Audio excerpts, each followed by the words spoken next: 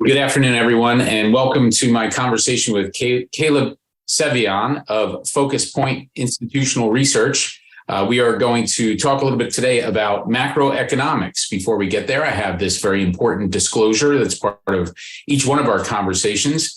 I would let everyone know that, as I have in the past, worked with Caleb to be sure there aren't charts and graphs as part of this video conference today. You can put us on in the background, listen to what we have to say. I've got a lot of great area to cover with Caleb today, and I would say it's new territory for Tranquilli Financial Advisor viewers of our conversations. And of course, you're welcome to share this. So with that, this webinar was created in February of 2023 and is provided by Tranquilli Financial Advisor, LLC, along with Focus Point Institutional Research for educational use only. The opinions expressed herein are as of the date of the report and are subject to change without notice. Forward-looking statements cannot be guaranteed. This material should not be considered financial advice or an offer to sell any product. Tranquilli Financial Advisor reserves the right to modify its current investment strategy and techniques based on changing market dynamics or client needs.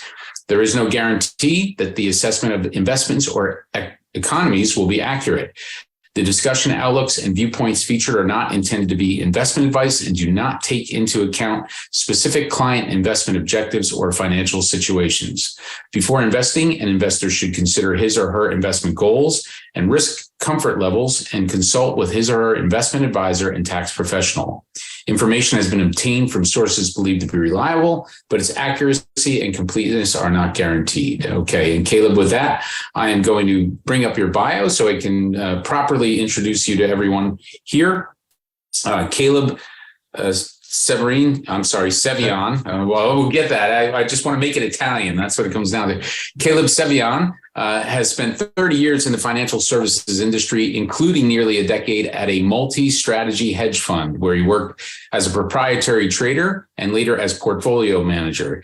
Caleb went on to found Tenet Capital, a quantitative equity investment firm where he managed a long and short equity strategy and developed a risk management system based on advanced economic models. Caleb then joined the University of Colorado Foundation, where he worked as a senior portfolio manager for the endowment. His team at the endowment was lifted out and became part of Perella Weinberg's outsourced chief investment officer platform. After Perella, Caleb took a role as a single family office, where he spent nearly a decade as the chief investment officer, overseeing direct private equity transactions, as well as external managers, and running an internal managed global macro strategy with both the family's assets as well as external investors. Today, Caleb serves as the chief investment officer for Focus Point Capital, as well as the chief macro strategist for Focus Point Institutional Research. Caleb graduated from the University of Colorado with a degree in mathematics, and I will interject, the truest form of science, and currently serves on a number of institutional investment and finance committees. Caleb, thank you for working through the disclosure with me and the even one typo in there, which I will see if I can work out along the way as part of putting that up there, where one of my previous disclosures was still part of it. But it's really great to have you here. Thank you for the time. We've taken about 9 minutes so far, and we'll take about 40 minutes or so to just introduce everyone to your work and what it means. And I'm going to start right there if I can. Can you define for us what a macro strategist is, please? Well, first, thanks for having me to interview me on this, and I appreciate it, and look forward to speaking with you and letting you know a few things. So yeah, macro strategist is we're kind of the polymaths of the investment world. So we're a little bit of a chameleon as well. We're a part economist, part market technician, part geopolitical strategist. You could even call us part anthropologist or sociologist. So we attempt to find the intersection of all these forces with all these forces as they collide together with the markets and then ultimately with asset prices and asset classes. I also serve, in addition to being a macro strategist, I also am a portfolio manager for our sister company, Focus Point Capital. So I have to eat my own cooking. when I come up with a viewpoint, it is expressed in the portfolio as well. And one of the most important things that macro strategists, any macro strategist, economists, geopolitical strategists, any of us do, is we have to have a framework that we work within. So about 12 years ago, I created our framework that we work within, and that's our risk model. And that's what that's my starting point. Is a quantitative start point before I look at the world through a qualitative viewpoint. My starting point is a quantitative standpoint. So we use what's called a focus point leading market indicator, and that is a econometric model that's got 28 factors divided into liquidity, valuation, economic momentum, technicals, and volatility. So we're looking at constantly evaluating these aspects, grading them, and then we're using them to forecast the market and determine the risk environment. And that gives me, when I look at the market, then now I have an objective way of starting my viewpoint to say, are we in a good environment to take risk? Are we in a bad environment to take risk? What else is going on here? And so the macro strategist is really going to have to do all that.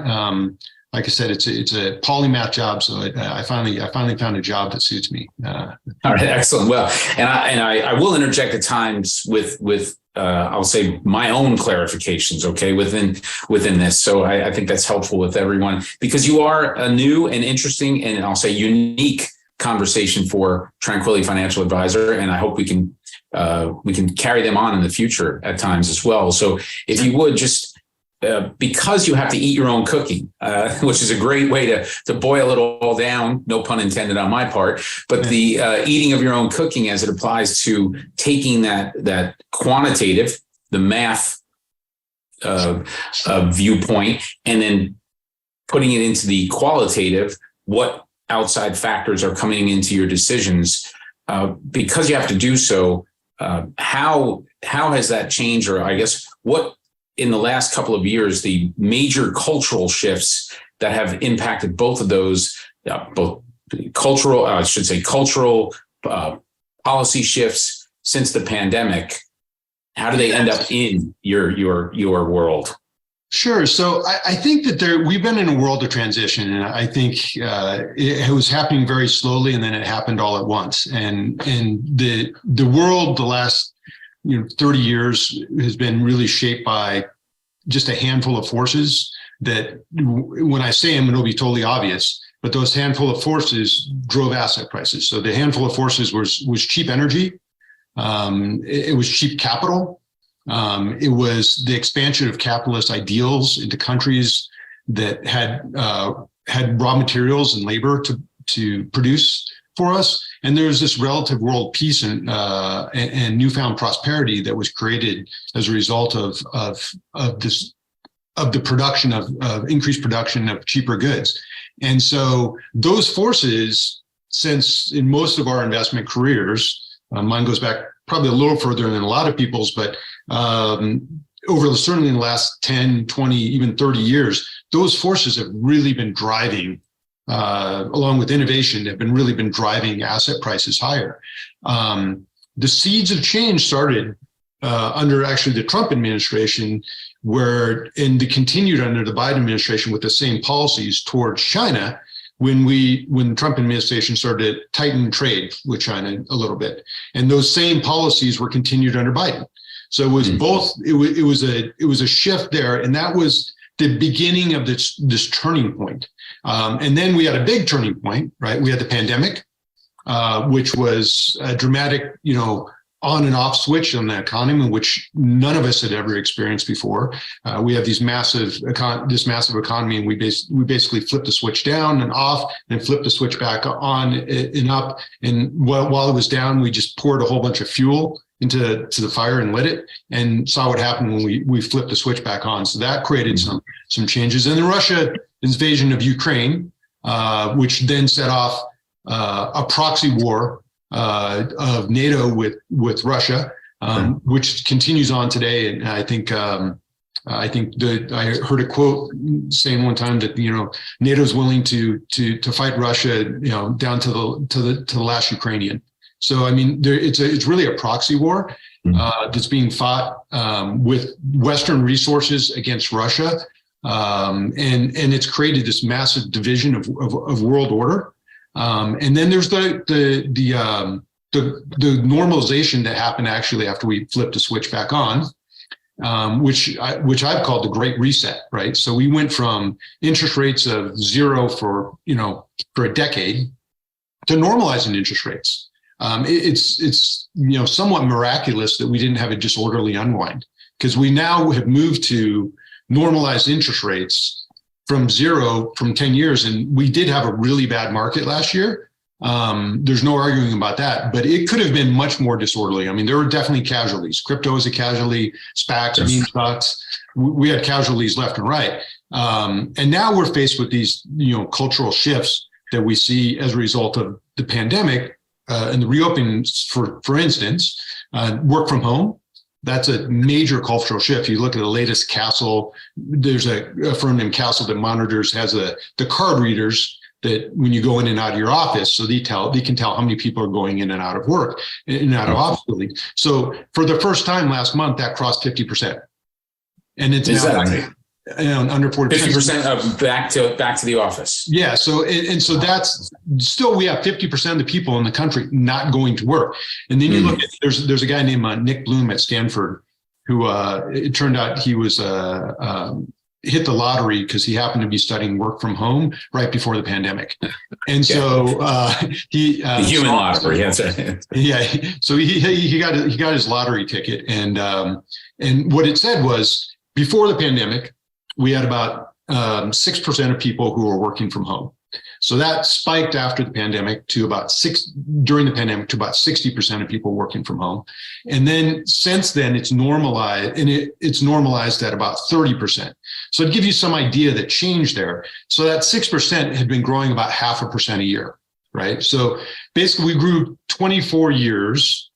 So we grew 24%. We were growing 0.5% a year. So we basically got 50 years of change in work from home happened in a year. So these are huge cultural shifts. They've created changes in eating habits, in living habits. We're seeing it in the housing market. You're seeing it in how people buy food. You're even seeing in how people get married and have kids. You're seeing, so these are, we are just seeing this. We're seeing it in the workforce, right? So, when Powell talked two speeches ago at the press conference, he described about how we're missing 6 million people from the workforce and no one knows where they went. And so that's created this situation where there's two big trends that have happened in the labor force. One's called labor hoarding and the other one's called churn. And so what's ended up happening is we get all this data that comes out of the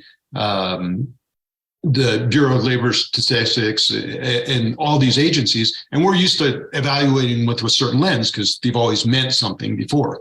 But today they mean something maybe slightly different, because now you've got people hoarding labor, you've got churn. So when it looks like that there are a lot of job openings, are there a lot of job openings? When you see survey results, a lot of these are based on surveys, and the survey results are down to half the number of response rates that they used to be. So there's some shifts in it to make the data hard to read. It means there's a lot of surprises. I think the Fed was surprised as well. I mean, when you look back to a year ago, the Fed said that they thought they would be raising interest rates 100 basis points. Sure. Transitory. Thank you. Inflation, transitory inflation. Right. But they obviously got that wrong. Right. So they said but it was only a year ago they thought they'd be raising interest rates a little bit over a year ago. They thought they would be raising interest rates 100 basis points, and they've raised them 450 basis points. So they don't have a read on it, and humility has been the one of the key words that I think all of us have been throwing around when we're trying to make forecasts. And now it's to the point where the Fed is saying, "Hey, look, we're going to look at the data as it comes in and make our decisions based on the data that's coming in." And the market's saying, "Well, we want a forecast." And the Fed is pushing back and saying, our forecast is that we're going to look at the data and tell you what we're going to do based on the data, because we don't know. What we know is that we need to raise rates until they're sufficiently restrictive to cool the labor environment. So, okay. And I comment on that last piece about raising rates to cool the labor market. And I've explained on other videos that we've had with other guests that really what the Federal Reserve and who they are fighting, it isn't some odd thing known as the economy. It's actually Americans. Right? And I don't mean that in a bad way, but they are fighting against the fact that we really love our stuff. And we go out and the term, revenge spending has been going on for better than a year now, because we all were at home, not spending. So we've gone out to revenge spend, driving up costs and of course, then the labor shortage, as you mentioned. So really the Fed is fighting against the consumer, but it's a fight that they have to have because we need, as you mentioned, we need to take this immense disruption and get it back to some normalcy or understand what the new reality is. And that leads to the next question.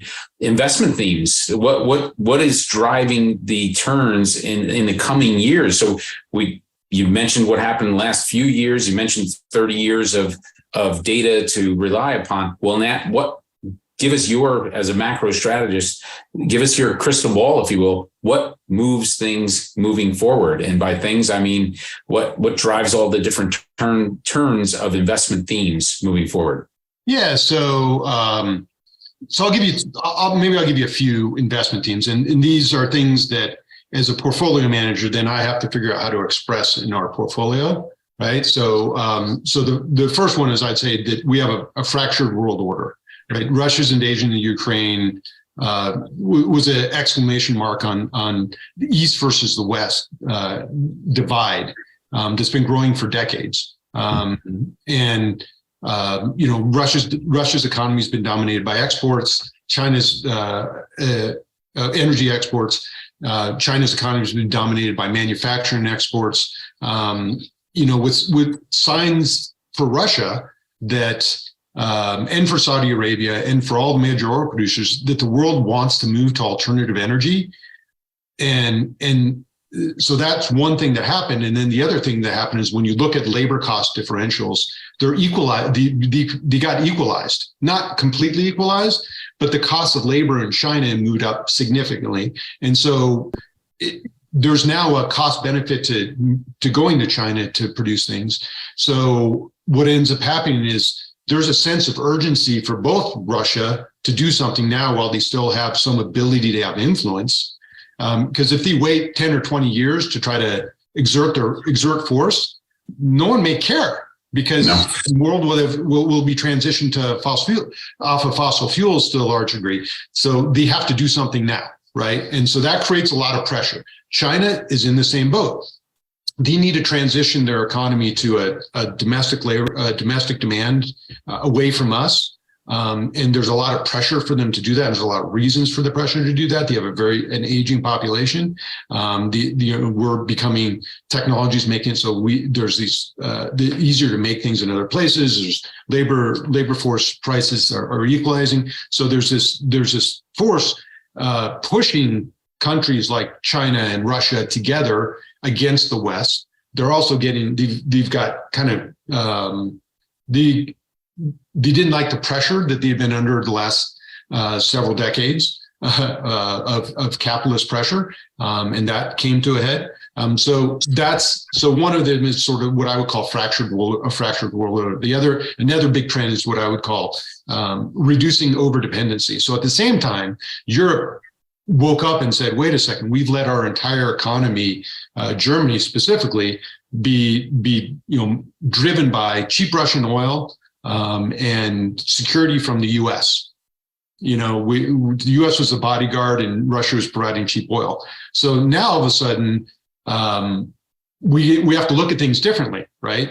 And because they don't get cheap Russian energy anymore. And maybe they need to be able to stand up for themselves. So the military spending is increasing. And it's going to, create a situation where there's a different industrial economy, right? A different industrial economy for military spending, for alternative energy spending. So the industrial sector is really going to come to life. And the United States, at the same point, I mean, all of us are captives to Chinese stuff. I mean, pretty much everything I'm looking at on my desk right now is built in China. Probably my desk too. And so, I mean, what happens if China is no longer our friend? And they're not anymore, right? And so we all need to think about, we have to reduce our over dependency on them. And then the other thing is a big theme that I think is important to consider is scarcity.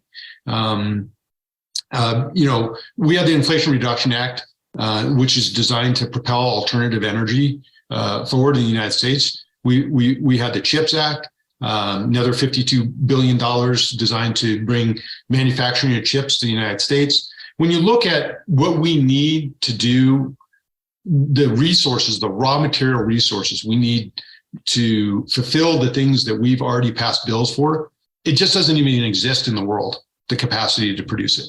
And so there's this, for whether it's industrial metals, whether it's even oil in the short term to produce the things that we need to produce to build the plants that we need to have.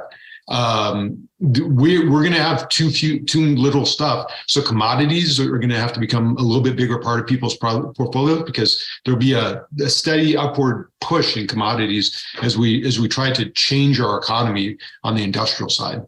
Sure, and with that, again, last point. I mean, I've seen the locals digging ditches to get the raw material to create batteries that are now becoming so important to vehicles or large utility needs in different countries. And it boils down to some people digging in the ground with shovels, trying to find the raw material that they can then sell off. That's extreme. But the point is taken that there is a new world order, and raw material is going to be a major part of that. I just have to share this. I just read, I believe it was in The Economist, about the most valuable thing in our universe is actually an asteroid, which is worth somewhere in the $27 quadrillion area, because it has so much in the way of natural resources on it that we need to figure out a way to mine that. I find that astonishing, and as you and I know, we will figure out how to get there eventually. So, I mean, just again, the quick summary: you just brought in a lot of new pieces that will. So, a fracturing world that also needs to work together at the same time, as we always have had to do, but is currently fracturing as we're trying to figure out the new pieces. Is that a decent summary of? Yeah, and it gets extremely complex and confounding and puzzling when you start to think about it. And it happened in World War II as well, that sure. The energy suppliers to World War II, even during World War II, they need money to build their weapons. So they're still selling their energy to their enemies. We're paying our enemies with our money so they can build weapons against us. But it's perplexing, and it's definitely, but I think it's we will figure it out. Get away from. Yeah, well, we'll figure it out. We always do, right? We want to continue on, and investment wise, we don't want to sound as if it's all over kind of thing. It's actually entirely different than that. It's a new start kind of, and that leads to what is happening right now, 2023. Let's bring it into the right now. Yeah, sure. Your probability of and I'll take a probability number of a recession in 2023. Yeah. And even inflation. If you want to just start with a recession, lead right into inflation. What are we looking at there, in your opinion?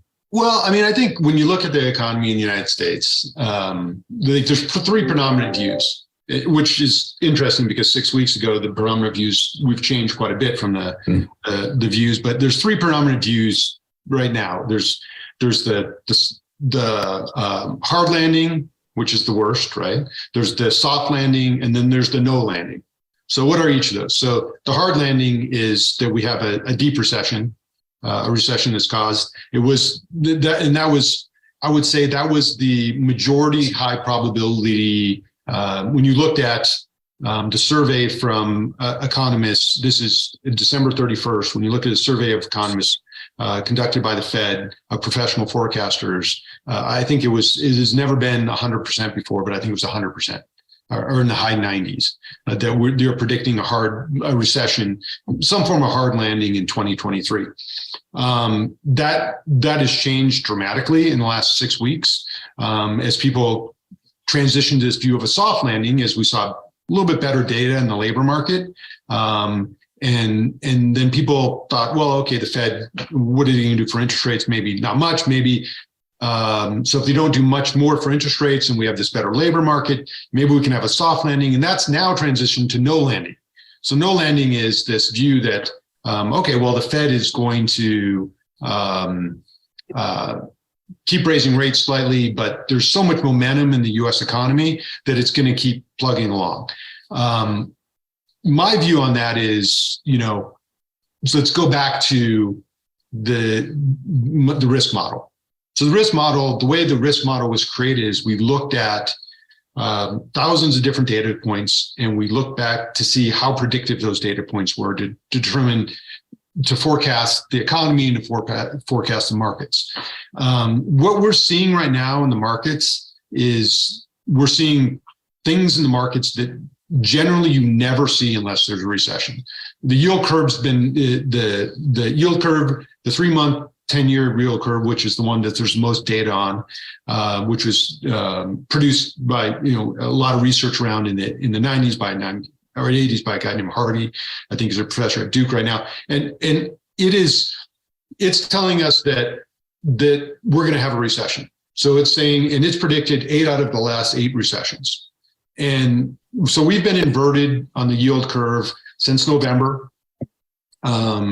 And typically, on average, the recession happens about 10 months after that inversion, as short as 6 months, as long as 18 months. So, that's one indicator. It's a piece of a lot of probability models because it's been so accurate. You look at ISM, which is the Institute of Supply Management. You look at the numbers; those are survey numbers for the manufacturing and the services sector. When you look at the new orders numbers of that, you look at probabilities of recession based on that. 100%. 100% of the time, when you've had the numbers we have right now, we have recession. You look at the regional Fed surveys, right? So each regional Fed conducts their own surveys.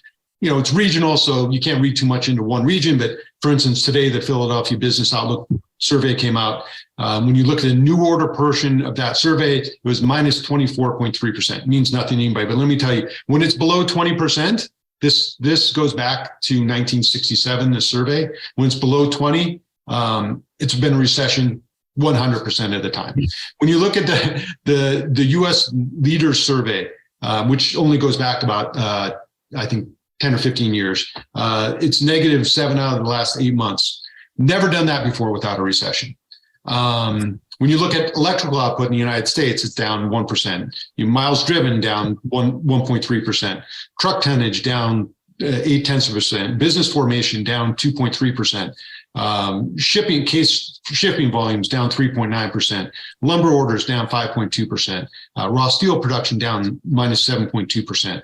LA cargo activity down minus 7.3%. Mortgage applications in the last year down 58.3%. We haven't even touched on the housing market. So it would be unprecedented. It's not impossible, but it would be unprecedented that we don't enter a recession this time, right? Because because all the data says we're going there. Well, all the data says all the data repeats itself all over again, kind of thing. Yeah, now there's been several views, that have come out last week. Goldman Sachs and JP Morgan just put out research saying, why do you think this time it's different? The inverted yield curve doesn't mean there's going to be a recession. And they give various arguments on that. But And even the Fed says, hey, this time might be different because the strong labor market's holding up. Well, you know, the labor market, when you look at unemployment's a lagging indicator. So the fact that the labor market is holding up, that's outstanding that it's holding up, but it's not telling us much about what's going to happen 3 months from now. Yeah, and you mentioned hoarding of employees. I want to get to that in a second. Two things, though. I said asteroid earlier. Can't even believe I did that. It's a meteorite. Okay, a meteorite is what we would gather raw material from. And the second part is, with all of that data in hand, stating that a recession looks like a 100% probability. Well, what does that mean? What does that mean to you? How do you boil that down into the work that you're doing investment wise? How do we as investors approach it? Is it always a bad thing for the market if we go through a recession? Well, I mean, so again, when you look at 100% probabilities, right? Here's another 100% probability. Fixed income outperforms equities 100% of the time going into recession. So that means the equities are still going higher this year. Fixed income is going down. What it tells you is that's probably a good relative trade. If we are going into recession, if the data is right, you probably want to be in a rates portfolio. Now, if the Fed continues to raise rates, they're giving every indication it's going to raise rates, how could this play out for your portfolio? Say you buy a 10-year portfolio, a 10-year bond right now, or, you know, just let's make it simple, right? So you're going to get a coupon of say 3.8% today on that 10-year bond. So say the Fed does raise rates, and say you buy a portfolio of 10 years. So it's your average maturity on your 10-year portfolio is probably 5 if you bought a portfolio of them. So say the Fed does raise rates from where we are today, another 100 basis points. So the rule of thumb is that you're going to lose 1% per year of duration in your portfolio, right? So if your duration in your portfolio is 5, you're going to lose 5% in your portfolio. But you've got a coupon of close to 4%. So your downside in that portfolio, your downside in that treasury portfolio you just bought is probably about 1%. So, but if we do enter a recession, which the statistics say sometime, I don't know when it's going to happen. It could happen next quarter. It could happen 3 quarters from now. It could happen 6 quarters from now. But, you know, if you look at the averages of when it will happen, it should happen kind of in the spring of this year, but it could happen later. If we enter a recession and we know equities are going to underperform bonds, then the other thing that happens during a recession is interest rates go down. So in a worst case scenario, what ends up happening is the equity market continues to move higher.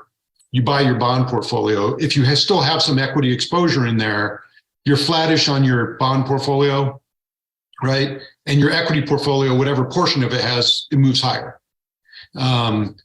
Conversely, if a recession happens, right, then what ends up happening is that equity portion of your portfolio, which hopefully is going to be a smaller portion of your portfolio at this point, is going to drop significantly, but your bond portfolio will go up higher, and they'll probably cut interest rates at least 100 basis points. So now you get you'll get the 4% coupon, plus they'll cut interest rates 100, 200 basis points, so you get between 4% and between 5 and 10% pickup on the duration of your portfolio. So you're going to get double-digit returns in your bond portfolio.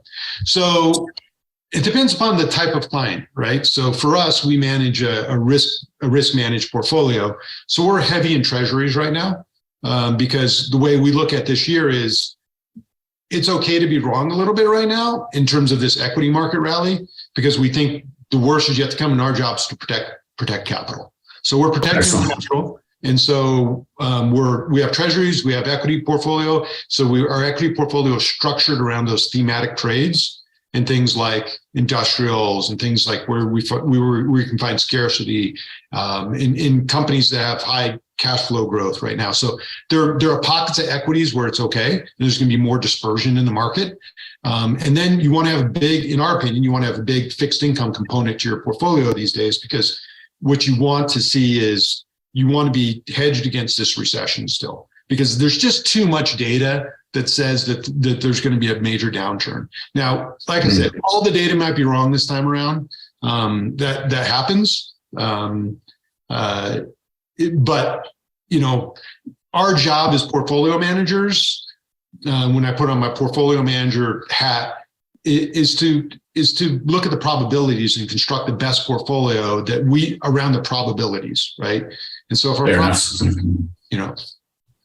well, the probabilities and just everything that you just talked about as it applies to managing assets speaks to Tranquilli Financial Advisor. Okay, so we'll have additional conversation about that for sure.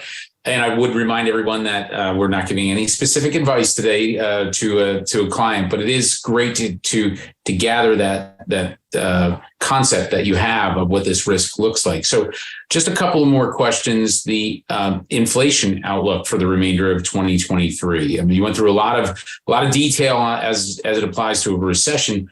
How does that apply to inflation? Your outlook on that moving forward? Yeah, so inflation. Again, so there's two predominant views on inflation right now. One is that inflation is going to be sticky, and there's evidence in that, because when you look at things like there's various measures that you can look at. That there are things that are called the trim mean. That we're looking at and there's median, where they're trimming out things that are extraneous and trying to actually get the trend of inflation. And those measures look a little bit more sticky, and they get a little bit more problematic as we go throughout 2023, because what ends up happening is there's this thing called base effects, and it's just the math of how it works when you calculate inflation. And right now, the first half of this year, we're being helped by base effects. So we'll see. So when you look at the inflationary numbers, they get a little bit of help. It's easier for them to have low inflation because we had such high inflation. The easiest way to think about it, base effects, is because we had such high inflation in the first half of last year. We're measuring year over year. This half of the year, we're going to have less impact. The second half of the year, we had much lower inflation. So when you look at base effects, the impacts of base effects will be much lower the second half of the year. So there's something to be said for inflation looking sticky, because you got trim mean, you got the base effects. You got wage pressures in there that don't look like they're letting up. When you look at things like the Atlanta Fed wage tracker, it doesn't look like there's a lot changing in there. Then you got the deflationary side. And the deflationary side is built on this concept that you're headed into a recession. In a recession, you always have deflations. So there's these two camps. So which side am I leaning on? This is what I think. I think that they're both right. In the short time, it is going to look sticky. It is going to look like that things aren't coming down. But when we do get this recession that comes, whether it comes in Q3, Q4, Q1 next year, Q2, when that happens, you get a surprising spike in unemployment, and you get a surprising deflationary effect. And here's another thing. We've never had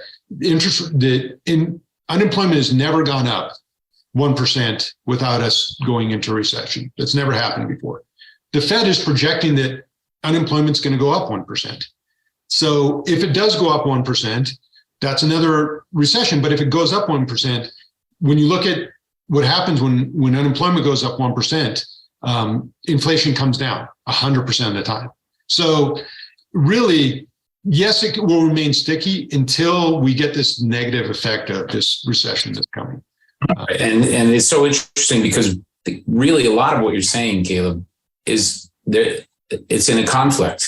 There are conflicting data points that if the Fed gets what they want, higher unemployment, well, now the Fed has to ease off on their interest rate increases. Well, now what does that do to the stock market as opposed to the bond market? And again, to the overall economy. Very interesting. I did say I'd mention hoarding employees. Just read where Meta has as many as 11,000 additional employees that may not need, and no disrespect to those people at Meta who may not agree with this, but they may not be in roles that are so critical. However, Meta is trying to retain as many employees as they can, because the pool of employees is so shallow. It's very, very interesting information. So I just have one more for you, because you did cover so much excellent ground. I hope everyone's listened to this. Is is maybe taking it slow and rewinding, because it is territory that, while we cover with investment firms, we don't go so detailed with this. So I really do appreciate it, Caleb. Last question: the market risks that are out in the world, we'll say, that are not so obvious, if you will, that aren't spoken about every day, in your opinion, what are those market risks? Yeah, I mean, I think I've been kind of surprised that, I try to listen to Powell as frequently as I can when he speaks. Mm-hmm. And I listen to his entire, whether he's speaking at, the Economics Club of Washington, D.C., or whether he's giving a press conference. And I'm always surprised at how he mentions geopolitical risks as a major risk that they see, and it never gets reported on. Mm-hmm. And I think the fact that Russia is a rogue state that with nuclear arms, and we have this constant escalation, I think that that's a real risk that even though everybody knows it's there, I think it's really, it is a tinderbox. And I think that, you got the United States and China squaring off. Things look like they were getting a little bit better, but now it looks like McCarthy is going to be is planning a trip to Taiwan. So that's not great. You got the balloons flying, being shot down.